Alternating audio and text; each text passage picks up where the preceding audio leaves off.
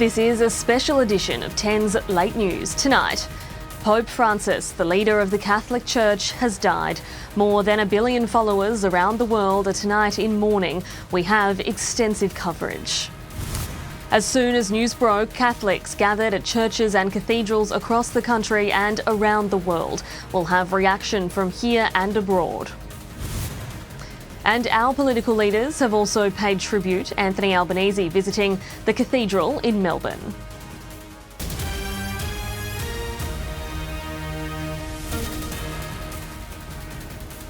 Welcome to 10's Late News. Good evening, I'm Taylor Ryan. We begin tonight with the death of Pope Francis, aged 88. The Vatican made an announcement earlier this evening confirming that the Argentinian-born pontiff, who led the world's 1.3 billion Catholics for more than a decade, has passed away following a long and exhaustive health battle. His last ounce of energy was expended just hours earlier when he delivered an Easter blessing for thousands who packed St. Peter's Square. While behind closed doors, it was US Vice President J.D. Vance who received the final audience with the Holy Father. Just weeks ago, he fought off double pneumonia during a 5-week stay in hospital. It would effectively be his last stand. His remaining days were spent short of breath, in pain and struggling to carry out his duties, but he served till the end. Right now, this is a live shot of the Vatican as crowds arrive to grieve, to pray and to pay their respects to a life spent in service of others. Tonight, as we go to air, an official 9-day mourning period is beginning for Pope Francis, who'll long be remembered for trying to bring a modern-day touch to an ancient institution. Pope Francis I broke new ground for the Catholic Church, the first Jesuit pope, the first from the Southern Hemisphere. Era di dare un vescovo a Roma. Sembra che I miei fratelli cardinali sono andati a prenderlo quasi alla fine del mondo, ma siamo qui. Very happy. We have a new Papa and he's Latino-Americano. Even stranger, his predecessor was still alive, Pope Benedict, stepping down, saying he'd come to lack strength in body and mind. So the man who ran second to him 5 years earlier was now endorsed by the cardinals as the new Vicar of Christ. Today you succeed the Blessed Apostle Peter as the bishop of this church. He'll be a formidable pope. He's a simple man, he's able to take decisions, he's able to stick with them. Argentina is a tough school, and he's done well there. Jorge Mario Bergoglio was the son of Italian immigrants to Argentina. At 33, he entered the priesthood. By the turn of the century, he was made cardinal under Pope John Paul II. Becoming Pope himself in 2013, Francis rejected the flamboyant luxury favoured by the conservative Benedict, making his home in the relatively humble Vatican guest house. "My people are poor," said Francis, "and I am one of them." He claimed priests should stay so close to their flock, they should smell of sheep. Controversially, he was a regular critic of capitalism. His willingness to meet communists like Cuba's Fidel Castro dismayed some in the church. Australian Cardinal George Pell claimed neo-Marxist jargon flourished in this new Franciscan age. That's nonsense. He's no more a Marxist than the Liberal Party. What Pope Francis was a man who reached out to the poor. The Francis papacy coincided with a long overdue reckoning with sexual crimes within the church. On political and humanitarian causes, Francis favoured free movement for refugees and urgent action on climate change. And he opened the door for divorced people to receive the holy sacraments. He was more liberal on homosexuality than any pope in history, urging charity and saying same-sex attraction should never be a crime. If a person is gay and seeks God and has good will, who am I to judge him? But gay sex remained a sin in his eyes, and he utterly rejected marriage equality and births by surrogacy. Church historian Paul Collins says Francis made more cardinals from the geographic fringes of the world, including Timor-Leste and Tonga, and he elevated the influence of the ordinary members of the faith. he has changed the church. The church is no longer just the property of the hierarchy. The church is now the property of its entire constituency, and the vast majority of that constituency is the laity. Pope Francis will be remembered as a human figure as much as a sacred one, a man of personal humility who insisted the church stay grounded during an increasingly secular age, and a man who leaves a legacy that seems likely to be followed by his successor. I'm confident that we will get a pope pretty much in the Francis tradition. But first, there will be tears and prayers. Hugh Remington for 10 News First. The millions of Catholics across Australia are reacting to the death of their spiritual leader, with many already heading to churches to offer their prayers. Samara Gardner joins me now from St Marys Cathedral in Sydney. Samara, we've heard from the Archbishop of Sydney tonight. We have, and what we heard was that Pope Francis really was a pope that held a special place in the hearts of all Australian Catholics. The Archbishop of Sydney, the Most Reverend Anthony Fisher, spoke to the Australian-like qualities the Pope possessed, particularly how easy he was to talk to. Here's what the Archbishop had to say a short time ago. He was, of course, a Pope of the Southern Hemisphere. That's very unusual, the first Pope of the Southern Hemisphere. And he did get to some other parts of the Southern Hemisphere but didn't get here. He appointed in the Synod of Bishops last year a hugely disproportionate number of Australians. There were many, many more Australians than you'd expect for our numbers. So that's a sign, I think, of a certain affection for Australia and the Australian way of thinking about things.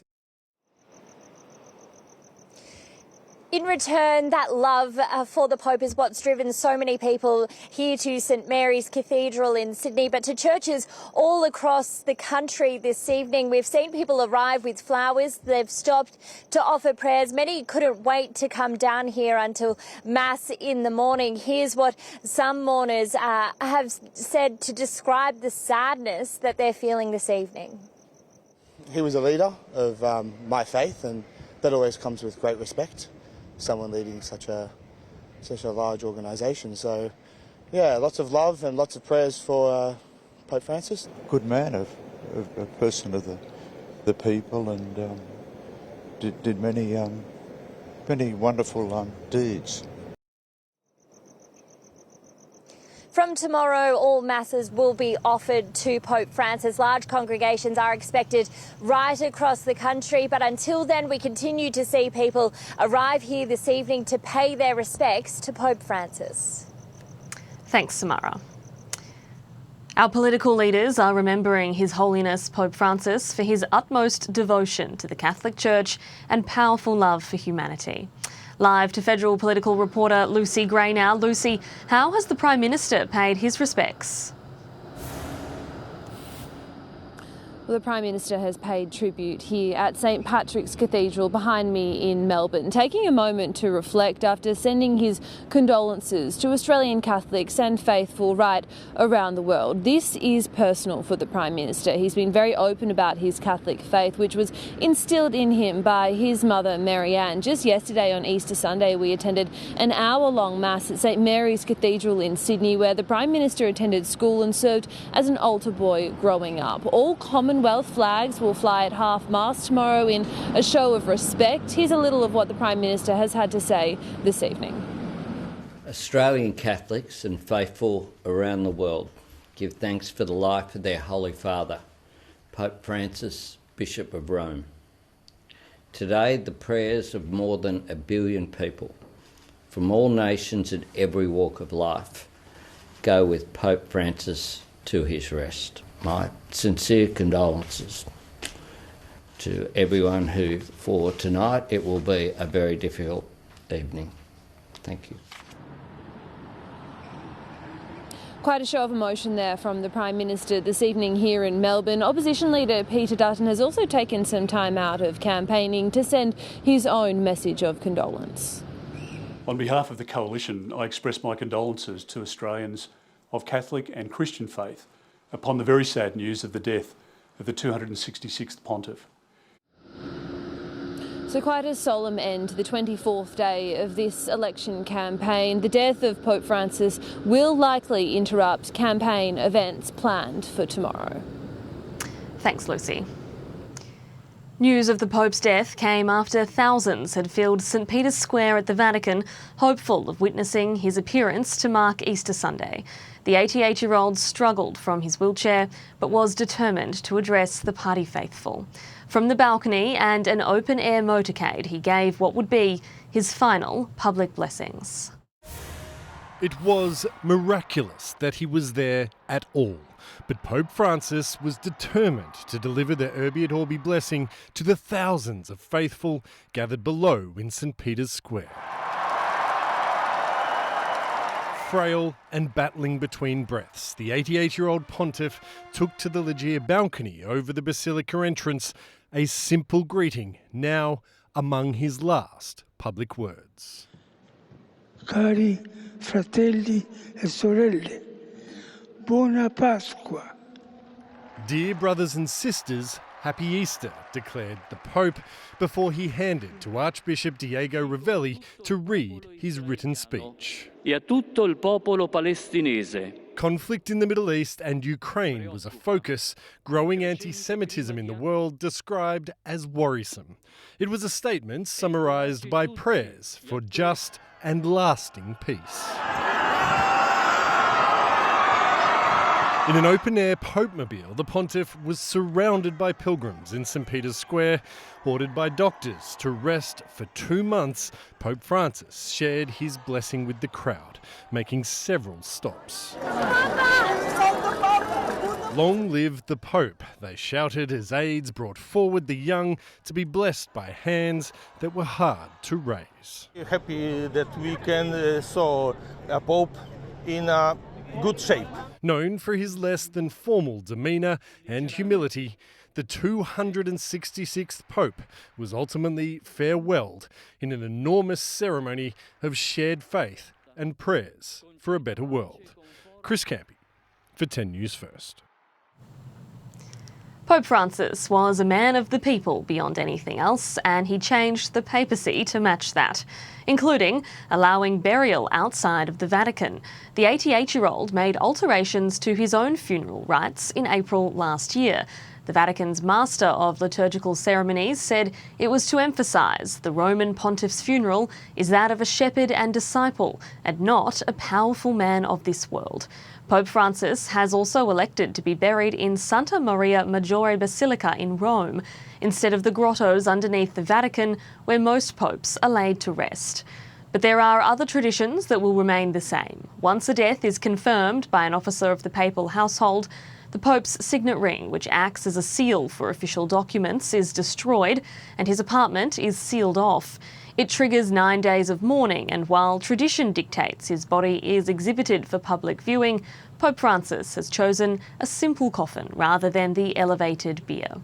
2 to 3 weeks after the Pope's funeral, the College of Cardinals will gather for a conclave in the Sistine Chapel to elect a new Pope. While technically any baptised Roman Catholic male in the world is eligible, for the past 700 years the successor has always been a cardinal. And those Catholic cardinals from around the world will now make their way to the Vatican to begin the process of selecting the next leader of the Church. It will be a long night of mourning for Catholics in Australia and in the days to come around the world. We will continue to bring you updates throughout the bulletin and on 10 News First in the coming days. To the day's other news now. An alleged gunman is tonight under police guard in hospital, accused of a deadly rampage on Queensland's Bruce Highway. One woman is dead, a man has been shot, and thousands of travellers became trapped during their Easter Monday drive home. Let's go live to Jade Richards. Jade, serious charges are expected to be laid over this. Yes, but that won't happen until police can interview the man. He's tonight in a serious condition under police guard at the Sunshine Coast University Hospital, where he's also undergoing tests as part of this investigation. The man is first accused of causing a serious multi-vehicle crash on the Bruce Highway at midday, his red Porsche Macan ploughing into multiple cars, one of them a Nissan Micra. A 22-year-old woman from Brisbane who was in the Nissan died from her injuries. Police say the man, armed with a gun, then shot another driver in the arm, and stole his car. The crime spree continued to another suburb where he was spotted driving erratically, causing the second car to roll. Witnesses who were unaware of the danger ran to help him. He was coming back down towards us and he goes, "Run, he's got a gun." Our brave mum, she goes, "Are you all right?" Because he had all blood all over his face. And he goes, "I'll shoot you." At that same location, the man allegedly stole another car, this time from a young learner driver. He was arrested soon after, bringing this terrifying crime spree to an end.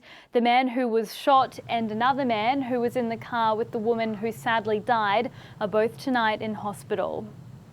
Thank you, Jade. There's been a grim twist in the investigation into the death of a 19-year-old woman from the New South Wales Central Coast. Audrey Griffin's body was found partially submerged in a creek last month after a night out in Gosford with her friends. Despite police initially declaring her death was not suspicious, a 53-year-old man has now been charged with her murder. He was refused bail and will face court tomorrow.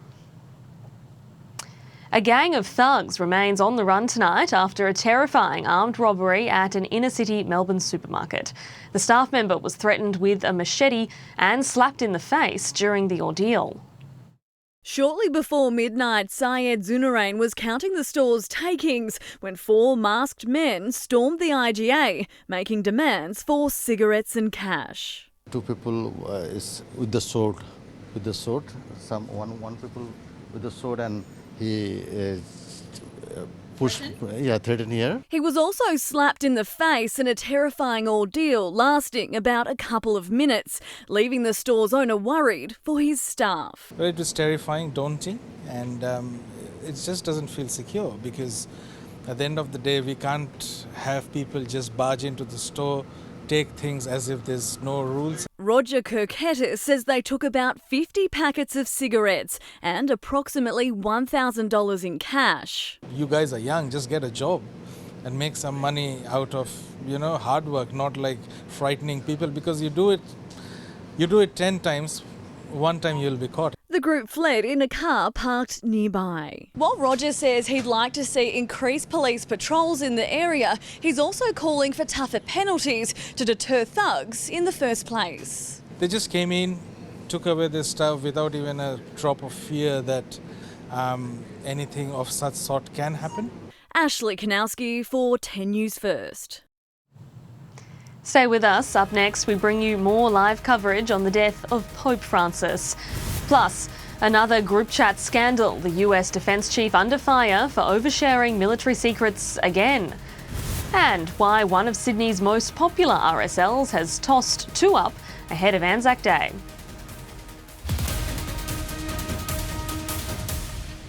Away with a shitload of cash. I feel a cruise coming on. 6 o'clock tomorrow on Deal or No Deal. This is a live shot of St Marys Cathedral in Sydney, where Catholics have tonight gathered to mourn the death of Pope Francis. All Catholic churches will offer masses to the Pope tomorrow. To the war in Ukraine, and the proposal of a Russian ceasefire has been dismissed by Ukraine's president as propaganda during his Easter address to the war-torn nation. Volodymyr Zelensky claims it was no more than lip service to an impatient US president. As Donald Trump suggests, he's playing tough to get a peace deal on the table by the end of the week. In a stirring Easter address, the Ukrainian president maintains the day of peace will come for his war-torn nation. We will gather again, he says, at one table on a peaceful Easter, but not this one.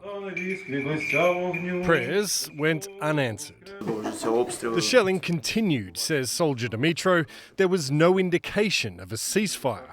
We hope they adhere to a deal, but I doubt it. Vladimir Putin is accused of trying to appease an impatient US president. Returning from a round of golf, Donald Trump took a swing via social media, saying he who has the gold makes the rules, and that he's hoping for a deal to be struck this week. And that's the reason we're returning to London this week, to actually lock that down. Ukraine maintains that Russia is stalling, and our Prime Minister agrees President Putin can't be trusted. Of course they want propaganda, and Russia engages in that. The PM continues to dismiss reports the government downplayed claims Russia intended to build a base in Indonesia. The Indonesian Foreign Minister has not made a statement about these issues declaring that there would be a base. The Indonesian Defence Minister has repudiated the idea. Anthony Albanese accused Peter Dutton of exploiting the rumours to launch unwarranted verbal attacks on our Pacific neighbours. The man challenging to be the next PM has admitted earlier remarks were based off false reports. If propaganda alone, Russia has hit another target. Chris Campy for 10 News First. US Secretary of Defence Pete Hegseth is again once under fire after reports he shared details of American military plans in another encrypted group chat. This time, the chat included his brother and his personal lawyer, who both work at the Defence Department, and his wife, who does not. It is not clear whether all members of the chat have security clearance, although a Pentagon spokesperson insists that no classified information was shared. Hegseth was reportedly messaging about the same attack plans that were shared in a separate Signal group chat, which was exposed when one member accidentally added the editor of The Atlantic magazine. Back home, and a Sydney RSL has tossed out the traditional game of two-up ahead of Anzac Day. At the request of veteran members, there will be no coin tossing at North Bondi RSL on the 25th of April. One of only 3 days per year the game can legally be played. The venue says it wants to reduce rowdiness and maintain a family-friendly environment, and it will still host its traditional dawn service. Stay with us. Up next, we recap all you need to know from our breaking news tonight on the passing of Pope Francis. And Gout Gout misses out. The Aussie race sensation falls short of making the final.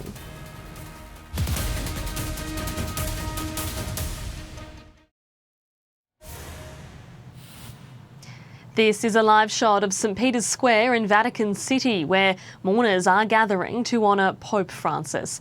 Thousands of Catholics are expected to make their way here in the coming days and pay their respects to the pontiff. An Adelaide school teacher now has bragging rights that he was faster than Gout Gout after knocking out the teen sensation to scorch the grass track and win the stall gift. The rising sprint star was pipped in a rainy semi-final. It's long been Australia's richest professional foot race. And it's over in a flash. Athletes around the country train tirelessly for the stall gift. But today there was one name on everyone's lips. What are you excited to see today? Gout Gout. To see Gout Gout. But it wasn't to be. Gout Gout knocked out in a semi-final upset. The teen sensation still soaked in the moment. Growing up as a kid, I used to aspire to be someone, and now I'm someone to be aspired to. It was Adelaide school teacher John Evans who knocked out Gout and then went on to claim gift victory. Just saw him next to me. I was like, oh, there's one or two more steps and he would have had me. So. Pretty exciting though, you know, some racing against Gout Gout. Charging into the women's record books was Olympian Brie Rizzo, who took out the gift in 13.8 seconds. Well, it's so hard to win a stall gift, so yeah, to add off scratches just blows my mind. And Peter Bowl returned for his second invitational. He came third but enjoyed a slightly less wet rendition of last year's washout. Yeah, I didn't feel like I was swimming this year, so it's pretty good. Steph Baumgartel for 10 News First. There's been a rare sight above large parts of Australia tonight. A meteor has been spotted burning up the night sky. Sightings have been reported largely in southeast Queensland, but also over the border in New South Wales. Multiple dashcams and home security cameras have captured a green and blue light streaking through the sky. Some residents also claim the meteor crashed to the earth near Stanthorpe in Queensland, reporting a loud boom and homes shaking. It's believed to be part of the Lyrid shower, which happens every April. Recapping tonight's breaking news for you, Pope Francis, the leader of the Catholic Church, has died aged 88. The pontiff passed after a weekend of service, delivering an Easter blessing to the thousands who had gathered in St Peter's Square. An official 9 days of mourning has been announced, and all Catholic churches, including those in Australia, will offer their prayers to the Pope tomorrow. Thank you for joining us for this special edition of 10's Late News. I'm Taylor Ryan. Our coverage of the Pope's death will continue throughout our bulletins tomorrow. Have a